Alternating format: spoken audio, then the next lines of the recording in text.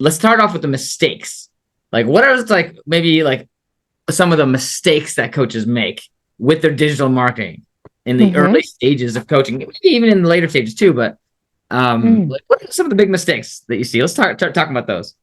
Yeah, beautiful. Thank you so much. Yeah, so something that I feel like I observe a common pattern are two things. One is initially people massively overthinking their content, and either being in this place of like perfectionism and really like overthinking their graphics, overthinking their copy, hesitating. And to be honest, I can still do this as well. Ending up in the space of like thinking, and there's not much actual output happening. And what I would say is clarity comes with time, and it's through repetition of continuously showing up and getting our message out there that we start to refine it.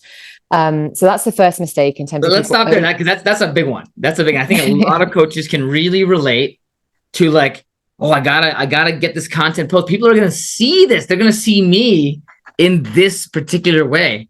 And I think it's really powerful to say like, hey, it's really easy. I want coaches to feel validated. It's like super easy and very common for coaches to go down deep rabbit holes of like planning and thinking and Mm. overthinking and graphics and stuff and all the stuff.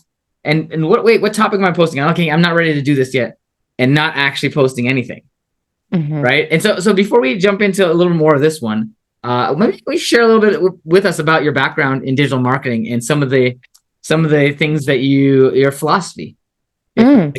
what you believe in. Yeah, definitely. That makes sense. And so when I'm speaking about digital marketing, I'm talking about it from lived experience in two places. So I started working out in digital marketing back in 2010. And as you can tell by the accent, I live in the UK, and I sort of yo-yoed between London and Manchester, and I was working at big marketing agencies, and I specialized in search engine optimization, but I also worked a lot with web developers to build websites. And also, I dealt a lot with social media. And so I was plugged into different teams. And I really watched the rise of social media go from genuinely being something that people thought was just a fad, especially for business. They just were like, yeah, it's not going to be a big deal, to like the world we exist in now, where social media is a hugely influential part of like our day to day, whether we like it or not. And then back in 2019, I left that corporate world behind, and I started working for myself as a coach. So I'm a mindset coach. I'm also a breathwork facilitator and trainer, and I coach people privately. And I also offer business coaching to coaches, space holders, and I also run corporate training.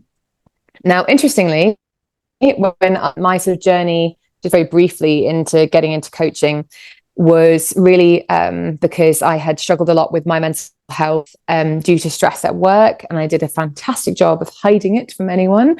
Like, I didn't want anyone to know I was struggling. And really this whole like dark night of the soul, having a breakdown, which then became a breakthrough back in my late 20s, meant that it's kind of got me onto the path of meditation and then coaching, like understanding the power of the mind, and then into breath work. Anyway, but basically when I left the corporate world behind, I was a little bit like, thank God, I'm done with that. Like, no disrespect to the corporate world. I just was like, I was ready. And it took me a long time to kind of gather up the courage to take that leap. Interestingly, after a few years of me employing the skills I developed in digital marketing to grow my own brand and business, I increasingly had other coaches around me being like, oh, Briony, could you help me with your website or my website? Like, oh, Briony, could you help me with my social media? And initially I felt a lot of resistance because I was like, I have left that world. No, I'm done.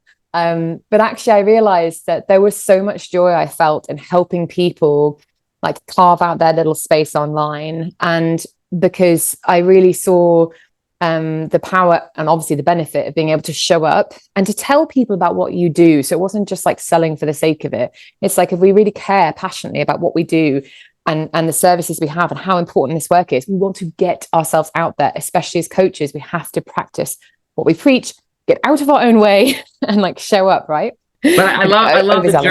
journey that you shared. And you always go through this adversity to come out on the other side. Mm, Like that's a normal part of, I think, coaching development. So for those Yeah. coaches out there who are having adversity right now, that's like Oh God. journey and part of your story. So Yeah, that could feed absolutely. up the digital marketing conversation too. Totally. I apologize for the interruption. You were going to just continue with something. Go ahead. Yes, a worthy interruption. So essentially, I started realizing there were lots of skills I had that could support coaches, and the combination of helping people not only with the practical knowledge and in terms of what tools, what platforms should they use, thinking about their target audience and their messaging and their copy, like how to sell, like, what about their pricing? Like there was so much experience I had in the corporate world, working with really big international brands, but also small startups.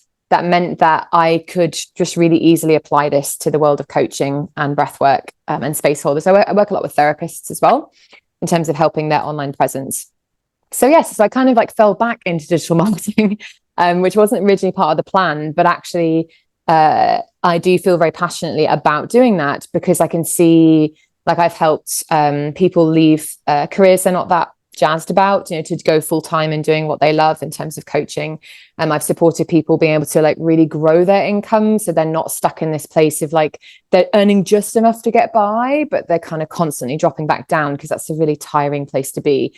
So yes, so essentially that's basically the point of marketing. Marketing is getting the message out so you can help people and get some, cash to help yourself too. It's mutually beneficial, right? Yes. Yeah. And the marketing is just making sure that you're not invisible.